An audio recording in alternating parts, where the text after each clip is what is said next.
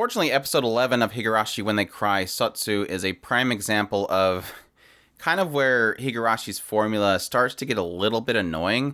But this is my thoughts on episode 11, so let's jump right into it. But yeah, what I mean by this is essentially, obviously Higurashi is this repeating story. And the good thing that always comes from that, and what they've always kind of pulled off, and something that I think things like ReZero pull off, is not just having that repeating story play out again, but instead have it tell from different perspectives.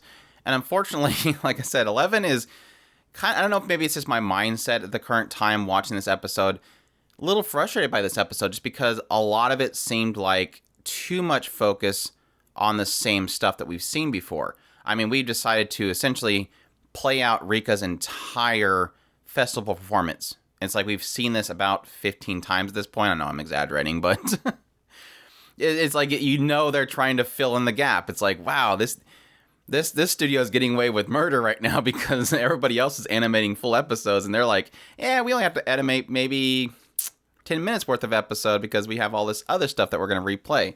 So no, I was a little bit frustrated with this episode just because it didn't feel like we got much at all, and that's the unfortunate thing. Obviously, opening up with Sadako finishing off the job, finishing off Uncle, and then realizing that she's really dirty and that she needs to get cleaned up, and so she gets cleaned up.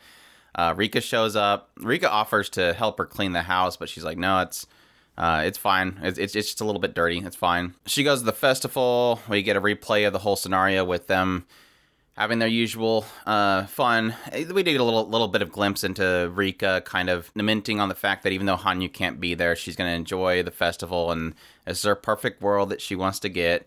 And then, of course, yeah, we play out the whole ritual event again, watch that whole scene again, and then, yeah, Keiichi is pulled off to the side by Sadako. Get to see this whole scene again. She wants him to call her Nini. They go off to her house where she has this gift for her, or him. And we get a little glimpse of Oishi watching them as they enter the house, and he's getting more agitated, trying to light a cigarette. And then, yeah, this is where we finally get the clear picture of what happened here, because again, in my last impressions, I was talking about the fact that, wait, you know, Keiichi's supposed to kill Uncle, so why is Sadako killing him? And so, yeah, it does seem like this is what we've seen before was just a play out of what I guess Oishi knew happened. It's kind of weird that they played out that way, but again, it's fine. Yeah, Sadako is the one that actually kills Keiichi with the bat, and then eventually screams out for Oishi to come. So we finally get a new scene, which is, yeah, her calling for Oishi to come there, and she plays it out as if Keiichi and her uncle killed each other, and he's starting to get more agitated, and obviously starting to realize he's getting closer and closer to finding the killer of his friend. And yeah, it was kind of odd in this scenario because she kind of slowly plays it up. You would kind of assume that based on how agitated he is, she could probably just have at that point said, yeah, Rika told Keiichi to come here and kill him, and he'd probably do the same thing. But it seemed like she's slowly building him up with, you know, it's the curse. Obviously, it's the curse. He was talking about the curse. They started killing each other. And as he's, again, getting agitated, that's when she finally says, oh, yeah, he did say something, but I can't believe it would be her. And he's like, who was the name? He said that Rika told her to do it, or told him to do it. And so, yeah, that's when he's like set on rushing out there and killing Rika. And again, we get a replay of the same scenes of him coming there and attacking Rika and shooting everybody and strangling her and then killing her with the bat. And then we get a new scene, which is Sadako arriving. And this is kind of really troubling because it's not just her arriving and kind of finishing things off. She's like, Rena's there the entire time watching it kind of unfold as she arrives and says, man, you took a lot longer than I thought you would take. She ends up killing Oishi and then asking Rika if she's dead yet. And then, oh yeah, I can make sure by just shooting you. And then she does that. And then I totally thought she was going to turn and do something to Reina, but thankfully she just kind of let Reina suffer and finish herself off.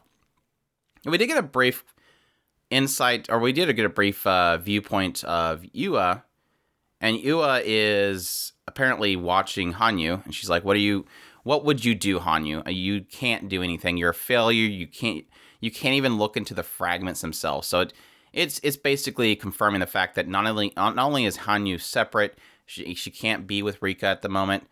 She can't even see inside the fragment, so she doesn't even know what's happening, and that's kind of really sucks. But it's continuing this thing where Yua is very fascinated by watching and mocking Hanyu and calling her a failure. So again, I'm really kind of hoping eventually here soon we can get an idea of exactly what Yua and Hanyu's kind of relationship is, what their connection is. Like I said before, my theories is going on the idea that maybe Yua is connected to Hanyu's original self. She was this priestess that's had her daughter kill her. Is Yua her daughter? All those kind of theories are kind of up in there in the air. But yeah, unfortunately, very disappointing episode just because we didn't really get much new. Like I said, this brief moment of Yua talking about Hanyu is new. Brief moment of watching Oishi get manipulated by Sadako, which I think, like I said, I think that kind of drug out a little bit too much. They could have handled that a lot quicker and then moved on to some new stuff. But I know it's probably because they would have had time if they did cut a lot of these scenes short. Obviously, what's coming up next is the raking scene. I'm not looking forward to that. I really do hope they just really kind of hit on was the witch. I don't even want to call her Sadako anymore. This was the witch talking about what she was going to do to Rika. Hit that brief moment where she starts performing on Rika and then move on. But I know they're probably going to make that an entire episode, which is going to be fine if they actually get something new in there. But I just know they're probably going to drag that out. It really does feel like they're trying to, I guess, push this a little bit longer so they can get to that episode 15 point. Have the raking episode 12, maybe have like a inner segment in episode 13, and then move on to maybe episode 14 is where we play out the entire episode up to the point where Rika realizes that Sadako is the looper, and then 15 is going to be the big climax of everything being kind of undone. I really hope they don't. I'm really kind of craving something new at this point. That's why I was really hoping they would get to the merging point again, where they find out that Sadako is the looper in this episode. But it is what it is. It is like I said, it is the syndrome of Higurashi series. Sometimes you get a lot of new information. Sometimes you just get a replay of a lot of stuff, and that's the unfortunate thing. But that's my thoughts on episode 11. I guess we'll wait until next week to get some new cool stuff. But there you have it. Hope you guys enjoyed my impressions. If you did, leave a like down below. Comment. Let me know what you thought of this episode. Did I missed something? Subscribe if you haven't already. Share this video if you can. Support us on Patreon if you have a couple bucks. And y'all take care.